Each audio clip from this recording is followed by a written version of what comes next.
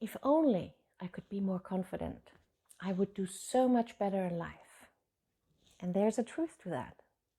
Because when we feel low in confidence and self-esteem, we tend to feel higher levels of anxiety in general.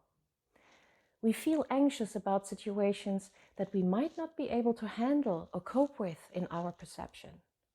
But it is not the situation we fear. We fear what will happen to us as a consequence. Will we be rejected, ridiculed? Will we suck at something? Will we fail and lose? What is confidence? Is it something we need to achieve, to work on, to build, to learn, to grow?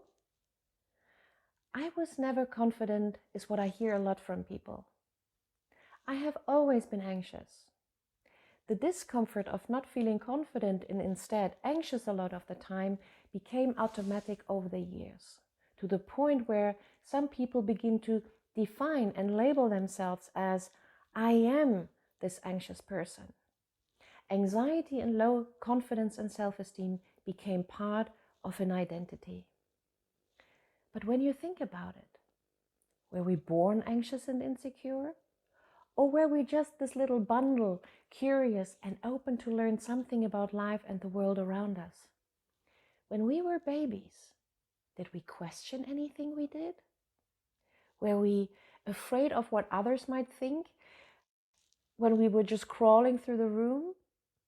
Or were we just crawling, completely immersed into the thing we were doing just then? Were we afraid about failing at crawling and telling ourselves that crawling might just not be for us and stop doing it at all? Or did we get back up when we stumble and continue to crawl, learned to walk even, learned to talk, and obtained so many other great skills along the way? We didn't look in the mirror and try to find everything that is wrong about us, did we? So when we were really young, we didn't have all those insecurities we have learned later on. And if we were not insecure, could we say that actually we were confident already? Could we assume that we have learned to become insecure and anxious due to what we have experienced in life, due to the opinions of other people, due to all the shoulds and have-tos we needed to take on in order to fit in? There are so many ways that could have damaged our confidence level as we go through life. Maybe someone said something that they didn't like about us at some point. Maybe we found out that not everything we do in life is easy and just falls into our lap. Maybe we had bad experiences in certain situations.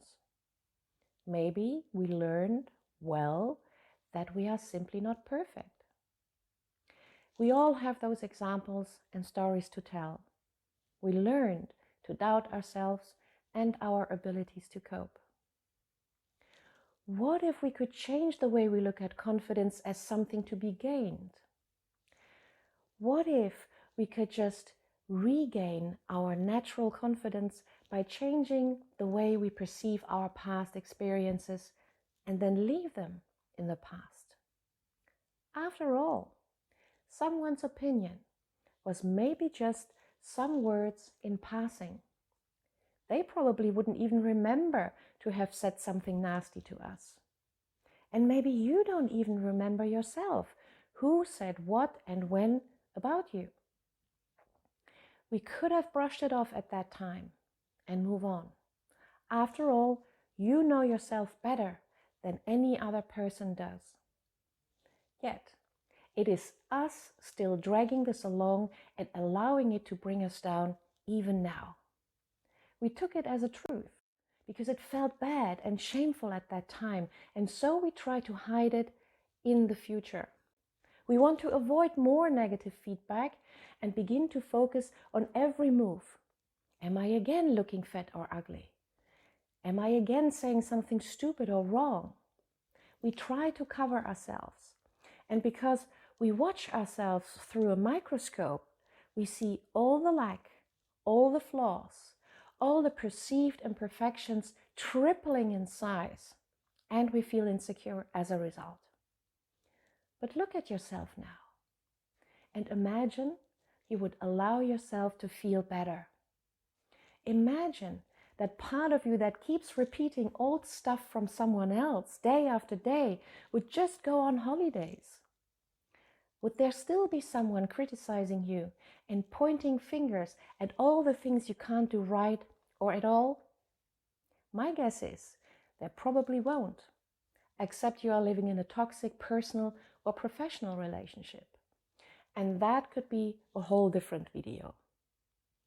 So if there isn't anyone dragging you down except yourself, just imagine you would simply change the way you talk to yourself. Of course, it is safe to stay out of situations that could be negative, and so we keep reminding ourselves of everything that is wrong about us to stay out. It's a great way to make our world shrink just to stay safe. But is it useful? And does that make you feel better in the long run? So building confidence can be as easy as just stopping to criticize yourself for being you. That part of you have sent on holidays earlier could then return and agree to find much better ways to keep you safe instead of beating you up. Imagine how that would feel when that burden has lifted and you could see yourself in a more positive light. Maybe it would set you free just to be.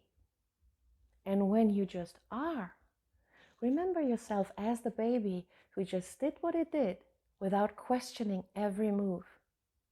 That is your natural confidence, isn't it? And when you just are and do the things you do and learn what you learn, you are certainly not focused on other people's opinions that much and in that negative way.